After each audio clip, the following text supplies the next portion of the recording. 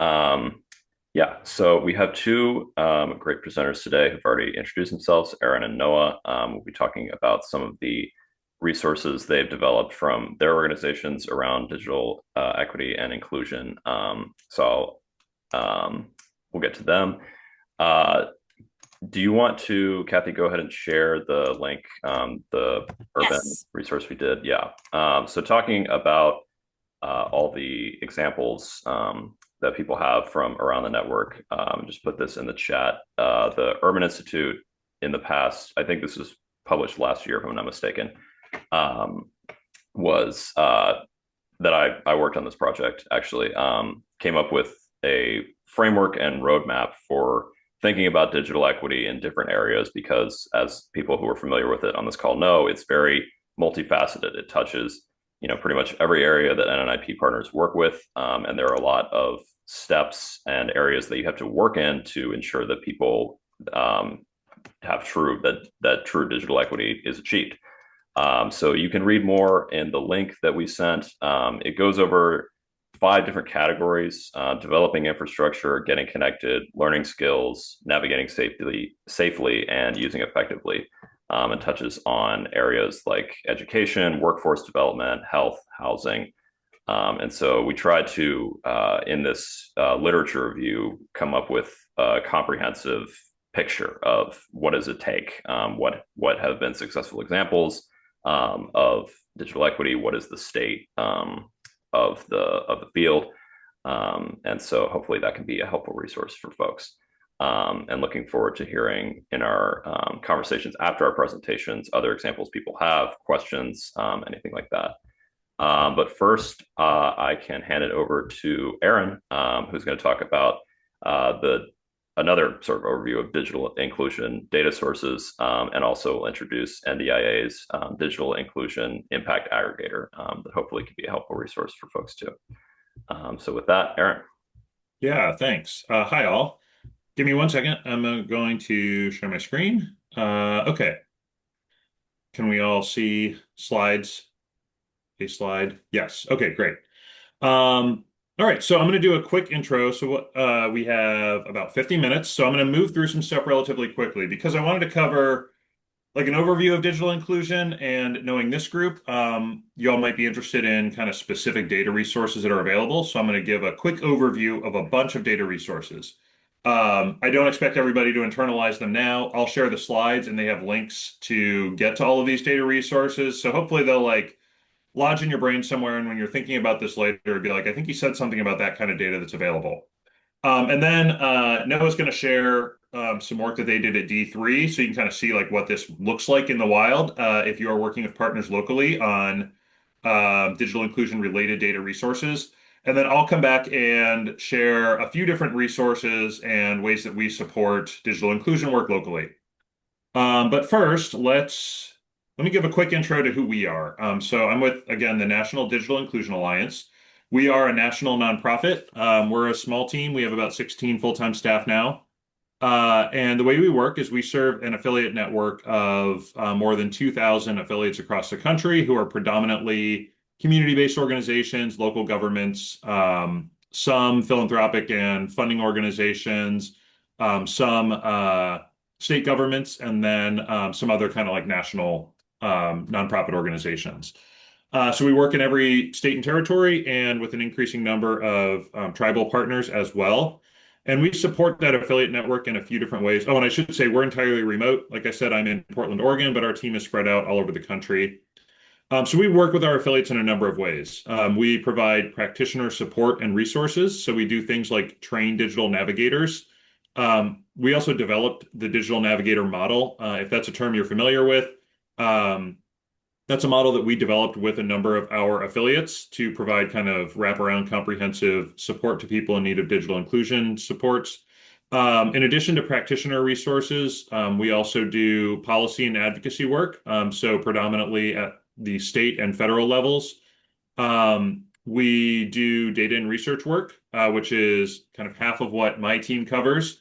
And that looks like both data analysis and tracking kind of field-wide trends at a national level, and then building tools and resources for folks locally to kind of help them do data collection and analysis for their own work, for their own programs, and kind of understand what's happening in their communities.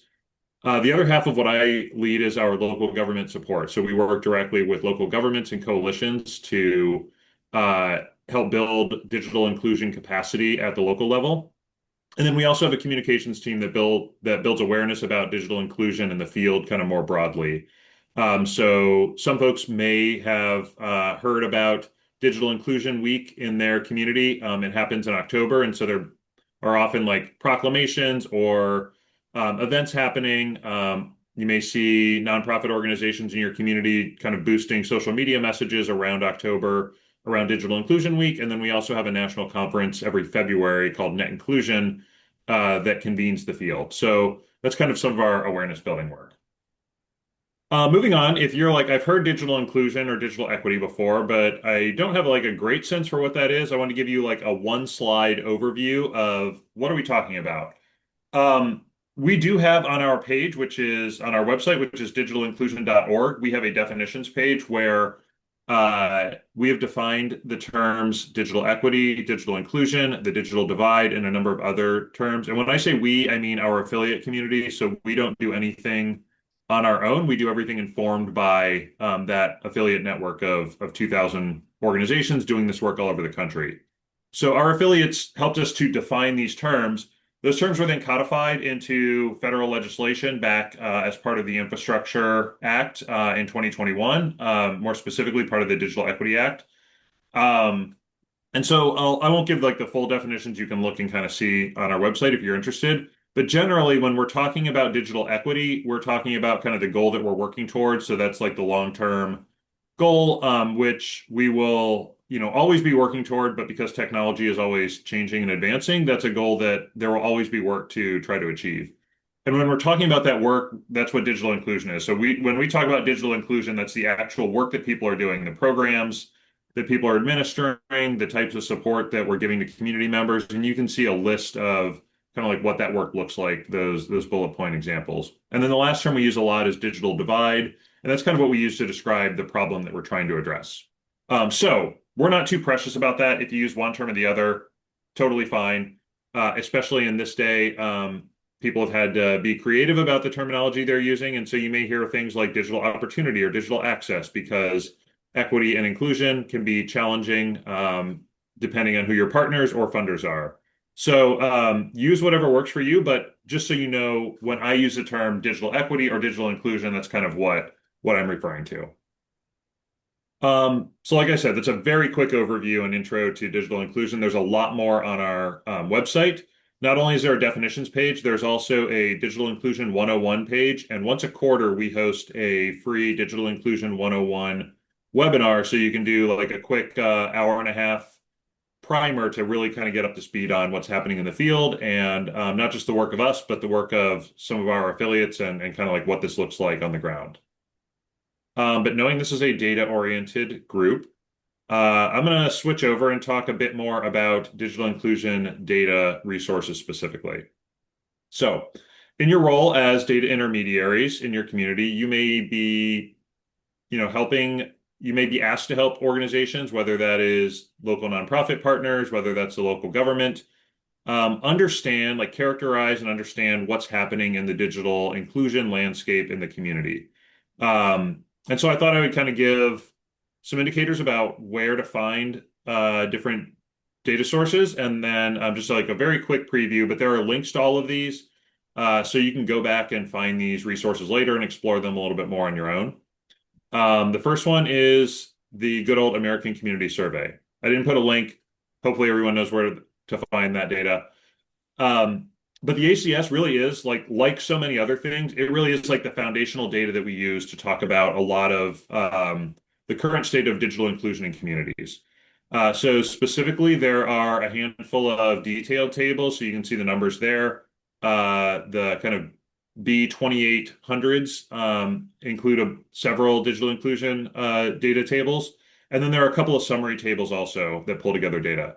So specifically, the ACS has data on device and broadband adoption. So that's like subscription, like how many households have subscriptions to different types of internet service, and then how many households have access to different types of devices like computers, laptops, tablets, that kind of thing.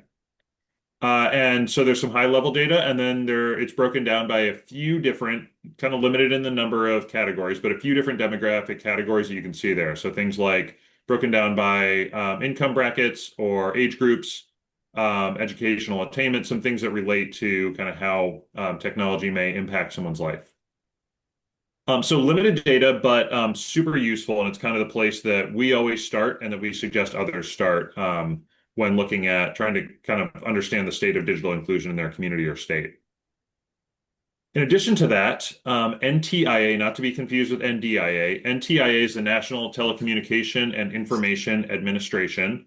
It's part of the Commerce Department, and they are the federal agency that administers a number of programs related to digital inclusion. And one of the things they do is they collect data. So one of the most useful data sets is the Internet and Computer Use Survey, which is a supplement that they partner with the Census Bureau on as part of the CPS. So they've administered this every 2 years since the early 2000s. And they collect data on, so whereas the ACS looks at like how many households are subscribing to internet access or have computers, the Internet and Computer Use Survey asks people like how they are using the internet and why they're using it and where they're accessing. So whether they access it at home or whether they access it at work or somewhere else. It also asks them about barriers. So like if they don't have a home internet subscription, this survey asks them why. Like what are the barriers to accessing technology and the internet in their household? So really, really valuable. It is also one of the only ways that we like national level data sets that we have to understand kind of people's use of technology. And it kind of is the only way that we can speak to indirectly to digital skills. So digital skills is kind of the most challenging piece of digital inclusion to collect data and speak to the current state of digital skills in a community or state. And one of the best ways we could do that is talk about how and why people use the internet. So are they using it for work purposes or education purposes, or are they accessing financial resources online, or are they accessing healthcare or telemedicine online? So understanding like how people use it gives us some insight into the types of skills that they might have or that they might need. And that's really the best way that we can speak to that now because there isn't a great data set that speaks to digital skills. One other interesting thing that NTIA did a couple of years ago is they partnered with the Census Bureau to develop what's called Project Leah. So it's this experimental data set. They use kind of statistical modeling that had been used on other data sets to get at small area estimates of internet adoption, which is really tough because, as you know, ACS, only has data on communities 65,000 and above for the 1 year estimates. And this is a way that we're able to see on an annual basis a single year estimate of internet adoption in all of those small geographies that the census collects data on, which is really great. Because it's an experiment, we don't know if they're going to keep doing it, but it does give us a nice time point to understand internet adoption for a single year at that level. You can get to all the NTIA data they have a site called Data Central. There's some nice visualization and kind of summary tools there. There is also within that, there is a research center that you can access the full data sets, and they have some GitHub code samples for how to analyze some of the internet and computer use data also. So really great resources from NTIA. The next one I'll move on to is the National Broadband Map. So if you want to understand where internet is available, not whether or not people are subscribing, but who can access the internet and different types of technology like fiber versus cable versus wireless, and the quality or the speed of service, the best place to look is the National Broadband Map. So this is data that is collected by the FCC every 6 months from internet service providers. And this is point level data. They have to identify every single what's called broadband serviceable location. Think about it as basically like address points that they provide service to. And so you can see a map and you can download data about every single household or every single building in a given area that has access to the internet and what types of internet access, what providers, and at what speed. So Really important for understanding, especially in rural areas or other hard to serve areas. Really important to understand who can access the internet or who can't. After you get that, then we get into all the issues about adoption and skills and all those other things. But first and foremost, we want to understand, is the infrastructure there to even serve people? And this is the best way to do that. I'm going to move through a couple other kind of more general ones quickly. If you're interested in understanding broadband subsidy data, so programs to help people subsidize the cost of internet service, the Universal Service Fund, which is administered by an organization called USAC, has a couple of data sets that help us understand that. The first is the Lifeline program, which has been going on for years. Previously helped people exclusively pay for telephone service. That has been now expanded and can be used for broadband service as well. And then there's the ACP program, which people may be familiar with. It is now expired. There is no funding for it, but the historic data is still available and may be useful to understand kind of how did people use this $30 per month subsidy to pay for internet in their community? There's things like uptake information, so you can understand like what percentage of eligible households use this and might use something similar in the future. The reason that might be useful is we're seeing a number of states implement their own subsidy programs now, and so understanding the uptake of that in different communities may help to advocate for state level subsidy programs or other affordability programs. And so you can see a couple links there for where to access that information. And I've got two more that I want to run through. So the next is nationwide speed test data set. So another thing that might be useful is to understand what's the quality of service that people are actually getting at their houses when they subscribe to the internet. And there are a couple of tools out there. Many of you, I use the one through my ISP all the time when my internet stops working and my Zoom calls freeze. And the first thing I do is check like how good is the service coming into my house. So my provider uses Ookla, and I can check that. You can also just go to like speedtest.net and just run a speed test. So the two largest ones are MLab and Ookla. So these are both, they run similar kinds of tests, but use slightly different technology. So we often encourage using both. But both provide some level of access to kind of large data sets. MLab is a nonprofit organization. Their data is fully open. You can download all of their data and take a look at all the data they have for a given community or area. Ookla is subscription service, but they do a little bit, they provide a little bit of open data through Ookla for Good. It's not great. But if you wanted to understand not just like who has access to the internet or who's subscribing, but like how fast are the speeds people are subscribing to, this would be a place to look. So something that might be interesting to look here would be, are there areas in your community where everyone is, or most people are accessing significantly lower speed internet service than in other areas? And that might inform a study that you're doing on like digital redlining to understand, are providers not upgrading their infrastructure equally in different parts of a community? For example, we know that has happened in areas of Baltimore. We know that's happening. We at NDIA actually did a study on the city of Cleveland that showed that AT&T was digitally redlining, selectively upgrading technology in areas where they saw higher potential for revenue. So this is the kind of data that you might use to understand questions like that. And then lastly, there are some national level surveys that kind of speak to broader trends. Pew Research has been doing some surveys on this for years. Deloitte also has a nice kind of mobile trend survey that they do every year. And then Brookings recently has put out some research on the AI readiness of different metro areas. So a couple other things to look into. And these kind of serve as like, can serve as baselines that you would compare other local data against. So I know that was a quick run through of a lot of data sets. I put links in all of these slides so you can go back and explore them. We'll share out the slides. But for now, I'm going to turn it over to Noah and allow him to share work that they've done in Detroit so you can kind of see what combining these different types of data might look like in your local setting. So I'll stop sharing. And Noah, if you want to pull up I think you're in a live. Yep, absolutely.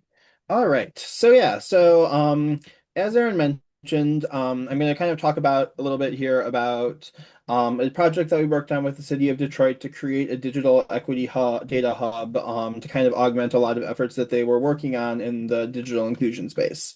So for a quick bit of background, this project came about, starting actually, it had a genesis back in like 2018 when the city had hired a new director of digital inclusion. He was getting his feet wet, as many new city department directors do when they first get the job. He came in to talk with us to see what kind of information is available. We both walked through, like both us and him had walked through a lot of like the existing ACS data, and he's like, okay, that's great. I need more. I need more than what's available through that. There's a lot of gaps, especially in when you're looking at those data sets through like local knowledge, and how can we kind of try and collect information that would help fill in some of those gaps and be a bit more actionable to help me identify like what's really going on in the city. So that was kind of the genesis of this question. A couple years later, the pandemic ended up happening, and digital inclusion became a very hot button issue in Detroit, as it did throughout the country. And this director of digital inclusion was able to leverage that into a very substantial ARPA allocation to support his work when ARPA was funded a couple years later. So I say all of that to say that like we were kind of approached with this and given almost, I don't want to say a blank check, but we had a much larger budget than we would normally have on a D3 oriented project to support this and kind of like try digging into some of these questions from different angles. So as I'm kind of reviewing through this and like some of the questions and some of the approaches that we took to get to some of the fine grained data, um, know that that was just kind of in our in the back of our minds a lot of the time. So what we did here was we approached this kind of from a very similar framework to what Aaron had described. We looked at a few different dimensions in trying to get at this data. So first we did connectivity and devices. There was also a component around digital skills and employment. We worked on trying to pilot a data trust or a data collaborative with organizations as well to see if we could track some of the programmatic activities that were feeding back, that weren't getting represented in any of the data sources. And then we also have a focus or had this digital equity in daily life, which was more oriented towards like a general audience or a more like a less technical audience who might be reading this and using the portal. So they kind of get an anchoring in like more of a narrative exploration of the data too. So I'll go over just kind of a few quick highlights here. So under the connectivity and devices piece, we used the ACS as a baseline here, and we were able to also pursue a couple of data like proprietary data sources with the budget that we had from the city. So we did end up purchasing the Ookla data. And you can kind of see how that speed test data shows up here in Detroit, where the area is kind of closer to downtown and midtown, tend to have very high reliable internet speeds, and then as you branch further out into some of those surrounding areas, there's not as much. So this is kind of showing that example of even if all of these show as being connected on the FCC's broadband map and being able to get high-speed internet, there's a pretty substantial variation in what people are actually receiving. And I think the city has been using this for a lot of level setting conversations in a lot of their outreach and engagement work. The other source that we used a lot, scrolling through quickly here. So ACS, as you can see, kind of came up for some of our data sources as a grounding.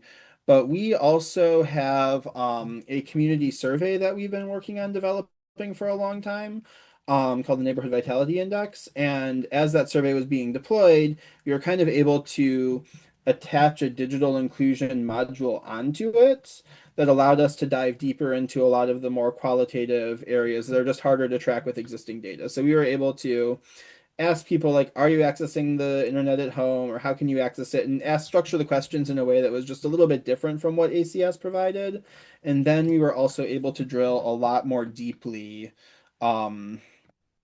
into that as well. So we were able to map it out more fine grain. And then let's see, I'm going to move around here really quick. Yeah, because especially on like the digital skills side, we were able to get a lot of information that wasn't really that wasn't necessarily easily attained through ACS. So with the survey, we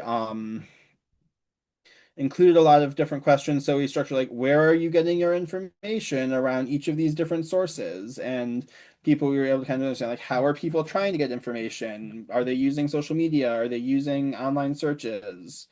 Um, we broke that out by the type of information they were looking to acquire. We broke that out for, by age in different situations. Um, and then we also looked at like kind of how people value the internet versus like what is actually required.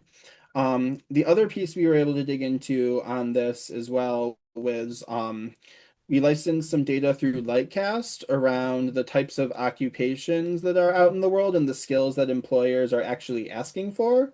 And then we cross-referenced that back with the Neighborhood Vitality Index data to understand like, here's where people feel like they need more training, here's what the market is demanding, and how can you kind of design programs to reconcile those.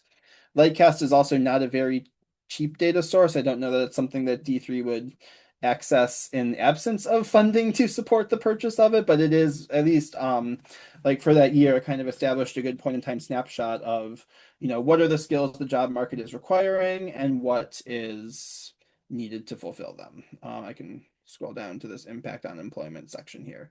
So this is, how people were feeling like Detroiters were reporting their own skills in terms of being able to complete or to compete effectively. And then further on in the report, there's some information there about Lightcast as well. And then the last component of this that I wanted to sort of highlight is this data trust that we piloted.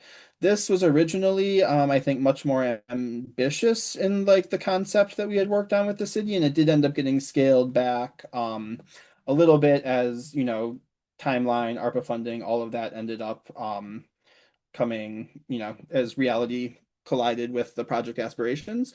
But the idea here too is that there's a lot of things that are working or that could be measured about digital inclusion that just aren't because the data is collected and held within individual organizations. So we tried to convene a small group of partners who did work in the digital inclusion space to get them to share data into a central space and see what kinds of stories we could tell.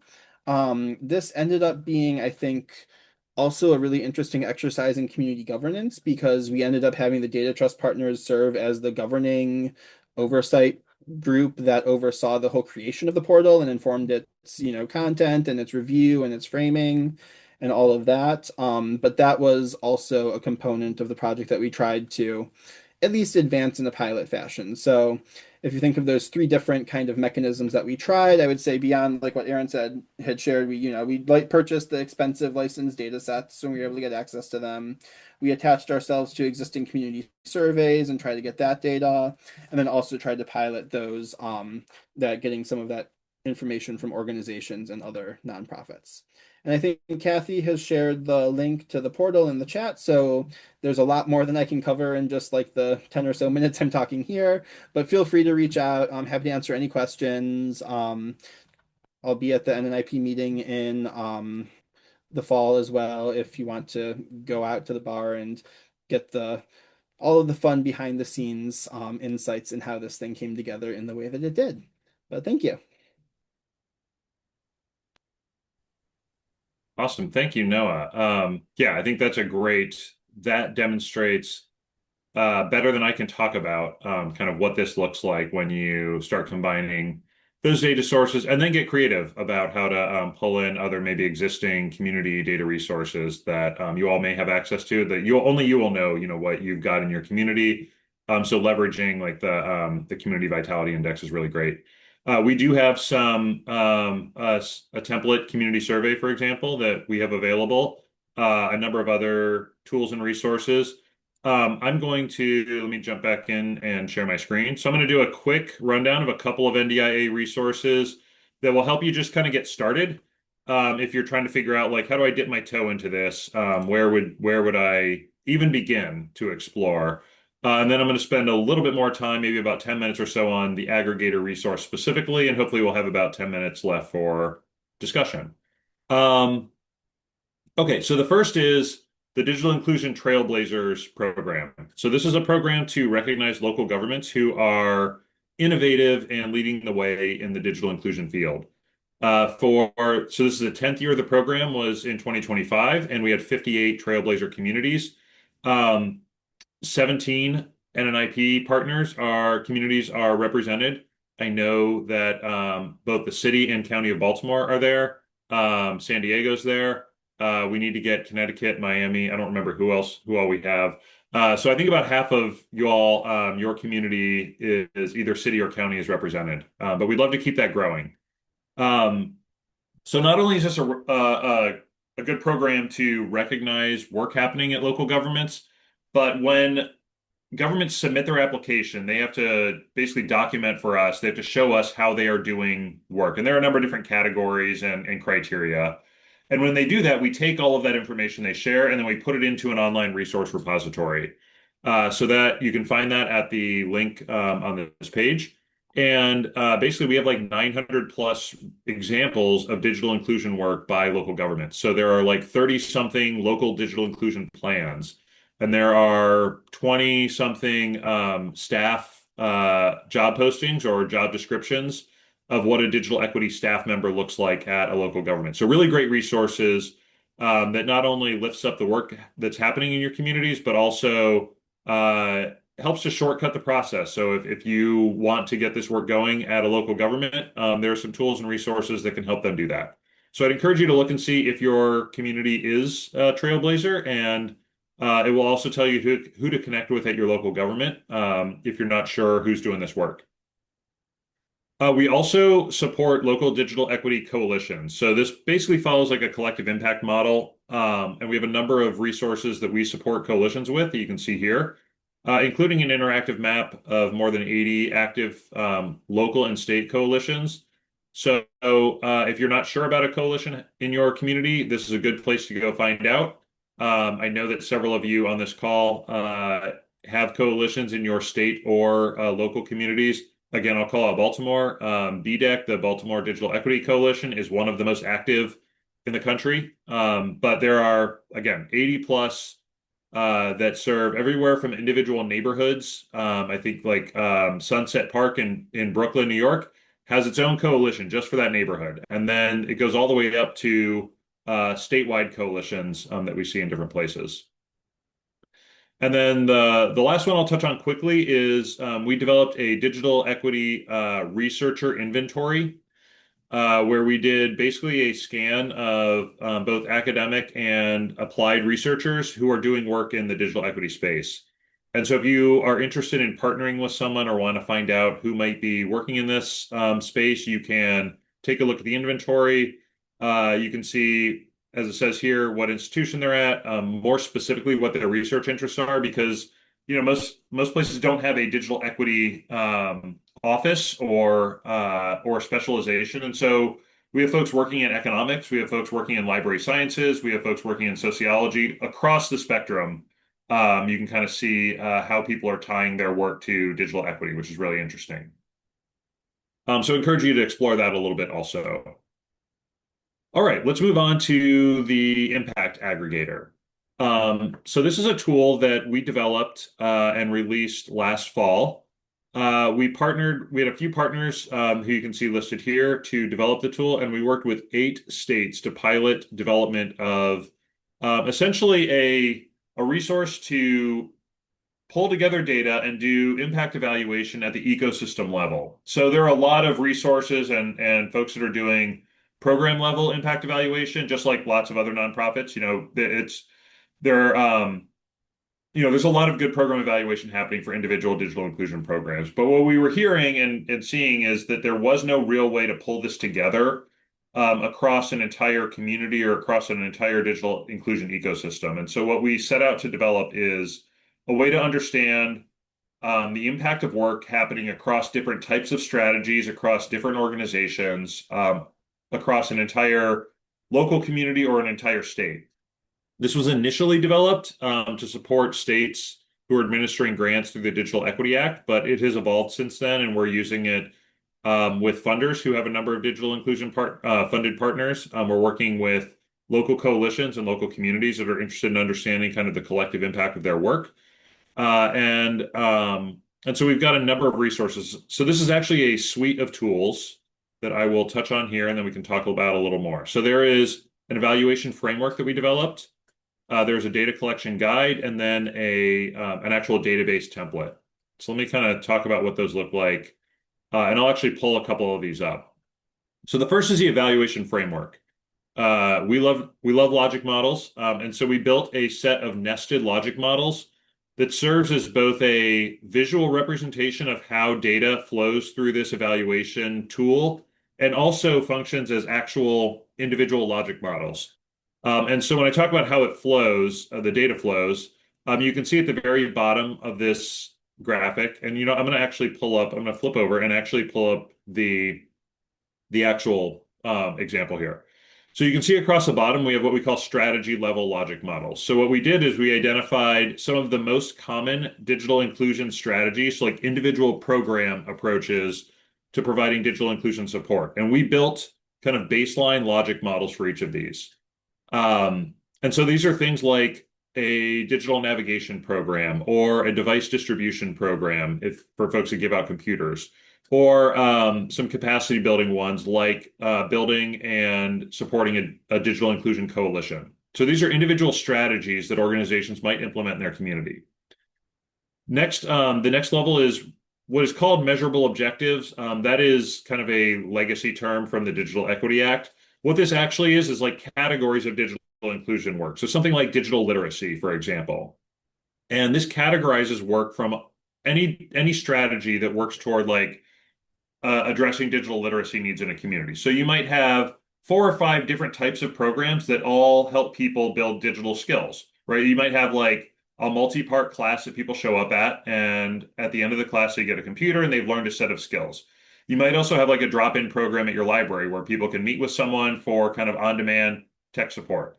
Those are both digital literacy building programs.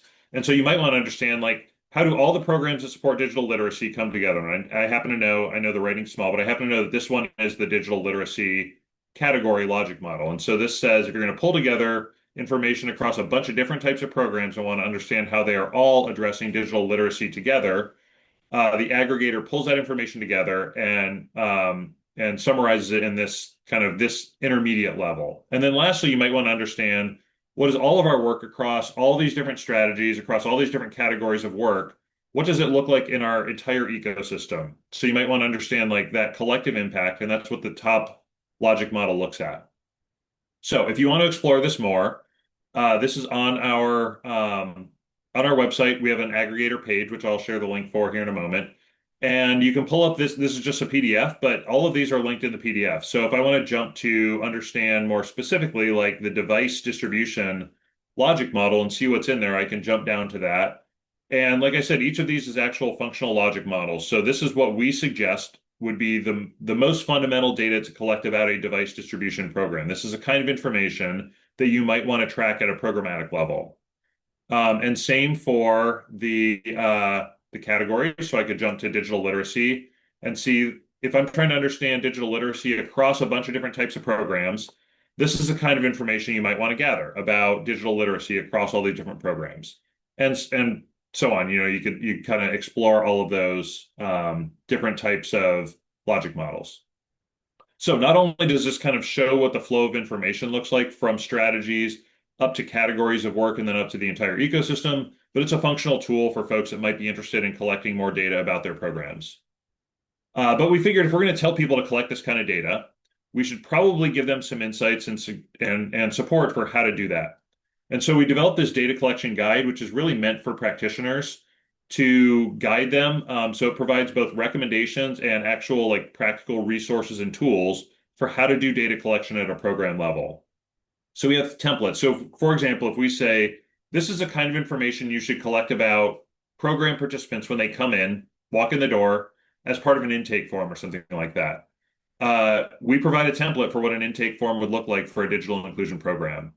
Same with like participant impact surveys. So if you do a follow-up survey to understand how this impacted their lives and livelihood after participating in a program, we have examples of what those impact surveys look like. And so for every data point that you see in those logic models, there is some sort of recommendation or guidance and resource for how to collect that data in this data collection guide. I do not recommend reading this cover to cover. This is like a kind of a tactical tool. So you all as data intermediaries or your partners in the community would want to jump to a particular relevant section of this and see kind of what is the recommendations and what are the tools that are provided for that particular type of data collection. And then lastly, there's the actual database. And so we built a database template using Airtable. We're very intentional about how we build templates and resources. We always go for accessibility above, even above like technical capabilities sometimes. And so we wanted this to be an accessible tool to folks who do not have database design and development experience or capabilities. So Airtable is a good fit. It's very customizable. It's low cost. And it really was the best option for what we want to try to produce and encourage our affiliates to use. And so what this looks like, I'll jump into Airtable quickly and give you the 1 or 2 minute kind of tour of this. If you're not familiar with Airtable, I'm in the data view now, which is basically it's kind of a hybrid between a spreadsheet and database system. And across here, you can see all the different tables. Each one of these tabs is a table that is representative of one of those logic models in the evaluation framework. And then there are a couple of other kind of administrative tables. So reporting entities, so anyone who would enter data into an instance of this database would be entered here, and then they could report information on a reporting form. If you want to track things like funding programs and different reporting periods, all that's here. But this is, we can get more in depth in questions about what this looks like. But just to kind of give an idea of how people would actually interact with this, any organization who would be contributing data to this database would use these reporting forms. And so it's a very simple kind of, they pick their name out of a list here. So let's say organization 2, they could pick what reporting period and some other information. And then they would actually enter information about their program. So this is the device reporting form. And so they would enter information about, like for this given reporting period, they may have distributed X number of new, let's say we gave out 10 new computers and we held one distribution event, some information about who was served. So different population groups that were served, some information about who's contributing computers and where those are coming from. If you have like a refurbishing program in your community, for example, you could understand what does the device ecosystem look like. We could understand what does the supply chain look like, and then also how is this impacting people. So by getting a computer, were they better able to use technology for healthcare purposes or for education purposes? So understanding kind of the impact on people's lives. And so getting back to kind of the overview of this, the idea here, this is not a centralized database. We developed this as a template, and what we encourage is for people to copy over this template, whether it's in Airtable or copying over the structure to your own system, and then using this for your own ecosystem. So we don't collect all this information. We provide support to folks who are using it and guidance, but we encourage folks to stand up their own instance of this ecosystem database and then work with partners locally, whether that's through funding agreements or whether that's kind of voluntary reporting. The idea is to better understand how is all of the work in this particular community or this particular state working together to address digital equity needs. And by collecting information about individual programs, regardless of the type of strategy, and then kind of summarizing it into those categories, and then overall up to the overall ecosystem, collectively, the folks working in an ecosystem can understand how does their work contribute? Where might there be gaps in the work that's being done?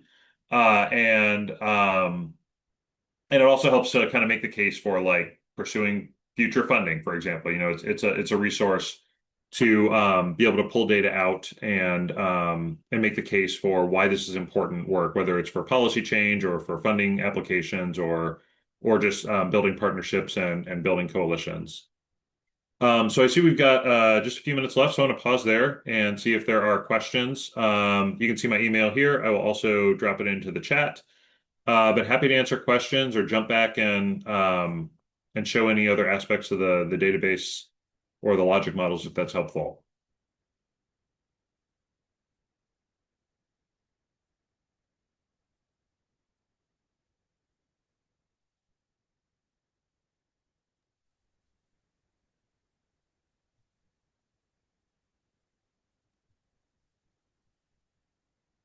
Yeah, Aaron, do you have just some examples of have there been like cities or regions that have tested this or gone through Yeah.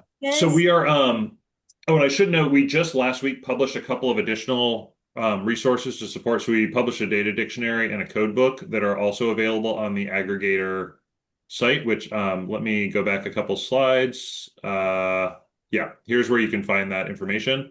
Um, so the data dictionary and code book will help you kind of see like what fields and what Hmm. types of data would be collected. So hopefully that's a useful tool. But yeah, we are working. So we published it in the fall, and so we are working with some of the kind of early adopters. Yeah, Several of the states you see listed here are we are working with them to stand up custom instances of this database. The farthest along is Maryland, actually. So we kind of handed over their version of the database to cool. them, and they're going to begin collecting data. We're also working with a healthcare foundation in the Kansas City area. I was actually myself and one of my colleagues were there last week to start kind of introducing their grantees to this data system, and we're working on customizing it based on the types of programs that their grantees are running. So everyone doesn't do every strategy, and so what we are doing and what we encourage others to do is to look at the logic models, look at what's in the database, and say, yeah, these are the important things that we would want to track based on the work happening in our community. These are things that might not be as important, and so we might pull those out of the database or not use those. And then there may be some work that is not currently reflected that we would want to add in, and so we may add some fields or even whole Yeah, tables. This great. is designed to be scalable, so it's easy to add tables in or adjust fields as needed. And so that's kind of what we're working on now. But yeah, we're seeing a fair amount of uptake. We've got, like I said, one funder, a handful of states, and then we are about to start working with a cohort of 4 coalitions who will all be implementing this together and kind of like working through a process to not just stand up the database, but like work with folks Use locally it. to build support and start using it. Yeah. So what we're finding is people are interested in doing this, but the challenge is often not technical. The challenge is often, which I think you all understand also, the challenge is often bringing partners along to understand the value of doing this type of data collection and like understanding how to go about doing evaluation. And so the role that we are playing, and I would argue that a lot of NNIP partners could play, is to be that kind of expert, to bring people along to help understand that this is important to do for one thing, but also Yeah, that it's doable and accessible. And for example, we are not asking people to collect a lot of new data that they wouldn't already be collecting. We're asking people to summarize data and share what they probably already know about their programs, but we're providing them an easy way to do it and a place to do it that all comes together and can speak to each other through kind of standardized tools and data collection fields. yeah, If lots. people have other questions or about anything else related to digital inclusion or the work we do, I'm happy to answer any of those also. Yeah, or any questions for Noah or just any examples that people want to share from the work that they're doing.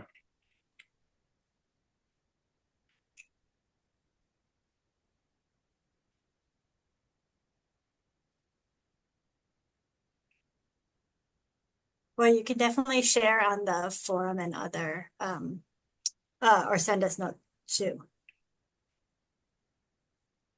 Definitely. Yeah. Yeah, and we'll send out the slides. Like I said, I know there are a lot of data sources, a lot of links in here. So we'll provide this as a resource so you all can have time to digest and kind of look through it and see what might apply to you.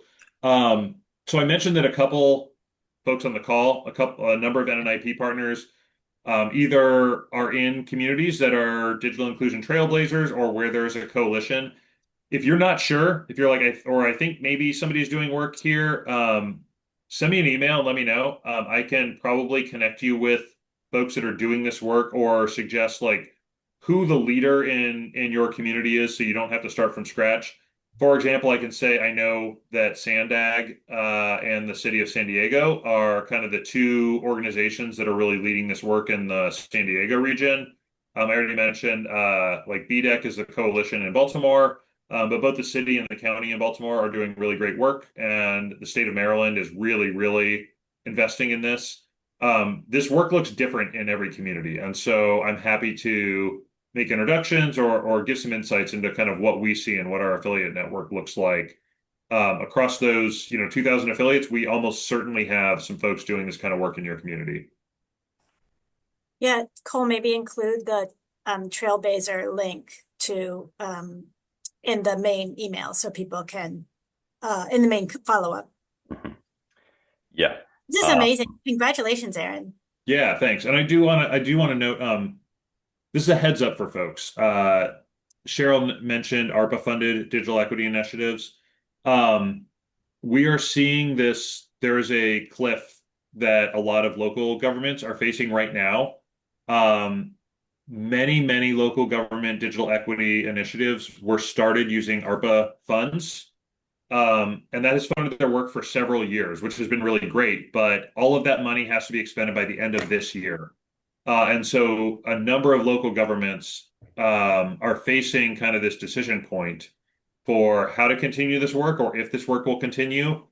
So both they as the local government and their partners, their community-based organization partners, need data and need support to make the case for why this is important. And so this is a role that you all can really, really help with, that we are hearing from our affiliates and our community members that often they are at a loss for like how to make this case for additional funding and support. And someone that can help organize data and help them make the case is a really, really critical partner. Absolutely. All right. Well, thank you, Aaron. I think, we really appreciate you taking the time and being willing to offer your expertise and serve as a resource. So yeah, we will have a follow-up note to send out with this, along with the link to the recording with all these links. And yeah, if anybody has any questions, you have Aaron's email, which will also be in the recording. But otherwise, if there's anything else, thank you for joining, everyone. Really appreciate it. Thank you Have a for great day. hosting. Thank you. Everyone, take care.